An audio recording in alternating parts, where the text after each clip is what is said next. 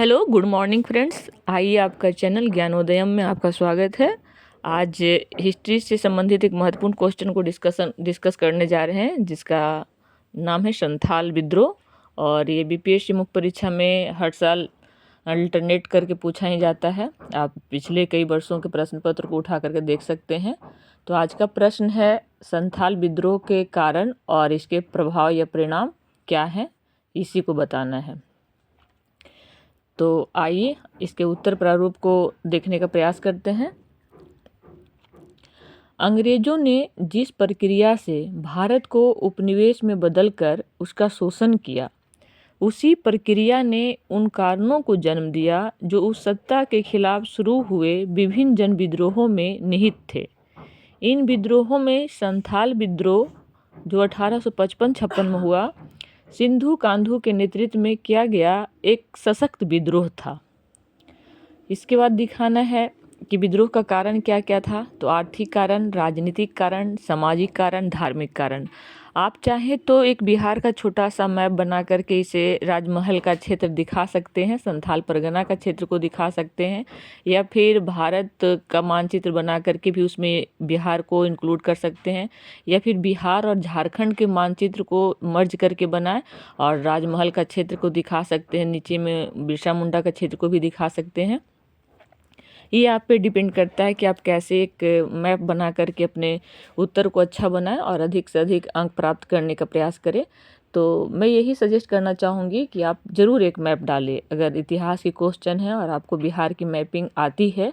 और एक बात और भी कहना चाहूँगी कि यदि आपको मैप नहीं आ रहा है तो आप कोशिश करें कि बिहार और भारत, कम से कम 2 मैप, यदि आप बिहार की एग्जामिनेशन देने जा रही हैं तो इन 2 मैप को ज़रूर से ज़रूर, जैसा भी आता हो अभी से ही प्रयास करें, अभी से प्रैक्टिस करें, और संभवतः मुख्य परीक्षा लिखते लिखते आपको आ जाएगा, ऐसा मेरा मानना है। क्योंकि मुझे भी नहीं आती थी, लेकिन अब थोड़ा बहुत बना लेते हैं। हाँ, दिख जाता है कि बिहार का ही मानचित्र है या फिर भारत का ही मानचित्र है।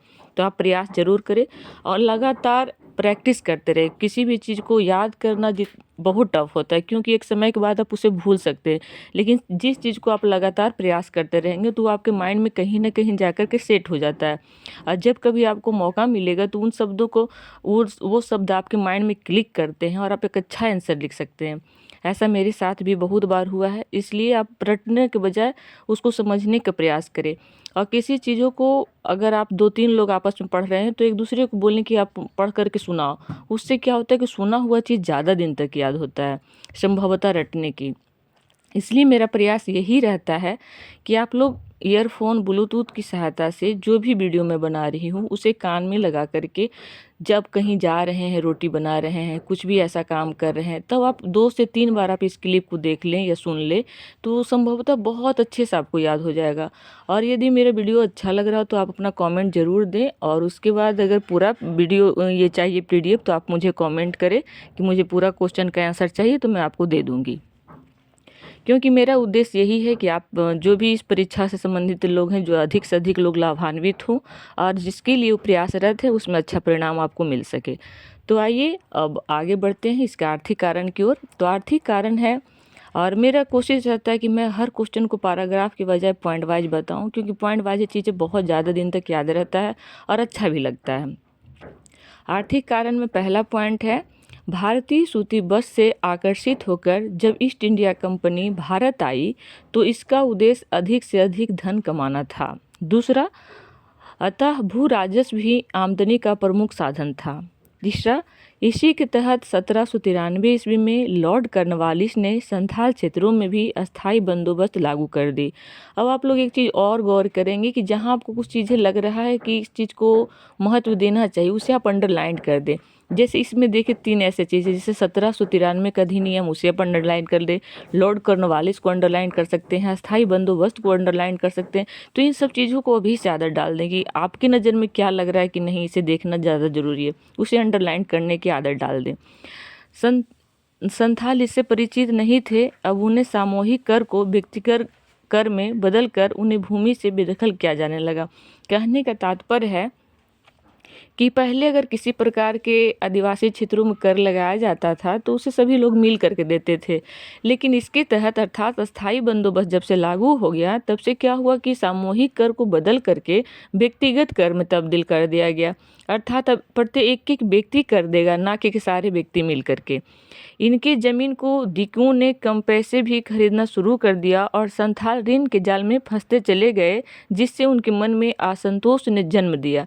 यहाँ एक शब्द पे आपको गौर करना होगा, दिकुओं। दिकुओं कहा जाता था वैसे लोगों को जो आदिवासी नहीं थे परंतु उनके क्षेत्र में आना जाना लगा रहता था, जैसे व्यापारी वर्ग, साहूकार वर्ग। इन लोगों को दिकुओं को नाम से, महाजन, इन लोगों को दिकुओं को नाम से जाना जाता था। धार्मिक कारण 1913 के चार्टर एक्ट के तहत ईसाइयों को भारत में धर्म प्रचार करने की छूट दे दी गई। दूसरा, ईसाइयों ने इन भोले भाले जनजातियों को बहला फुसलाकर धर्मांतरण करना शुरू कर दिया। इस प्रकार ईसाई बने संथाल भी अपने जनजाति समूह के खिलाफ हो गए।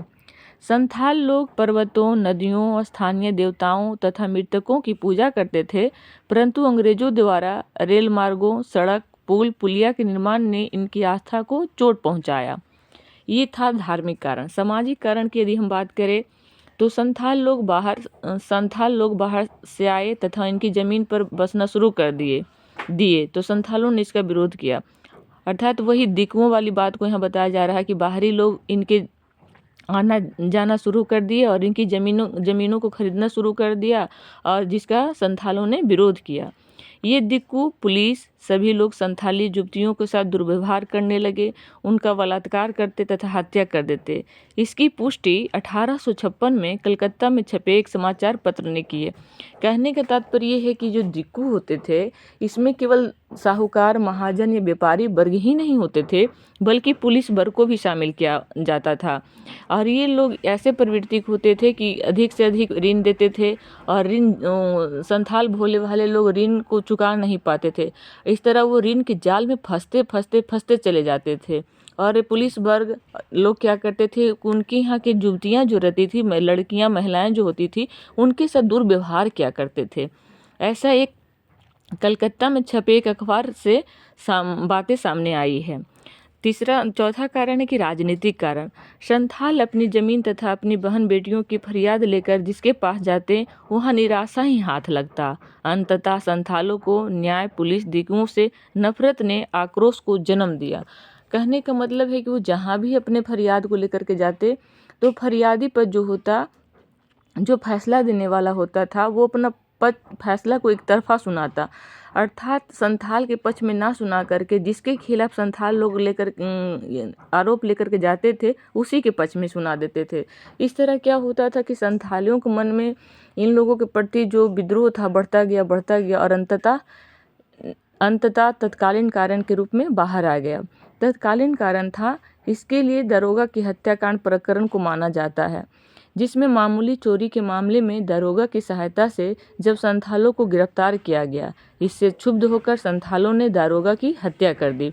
मतलब कि संथाल लोग जहाँ रहते थे, संथालों की एरिया में रेल मार्ग बनाने के लिए वनों को काटा जाने लगा, पेड़ पौधों को काटा जाने लगा, जिसका संथालों ने विरोध किया।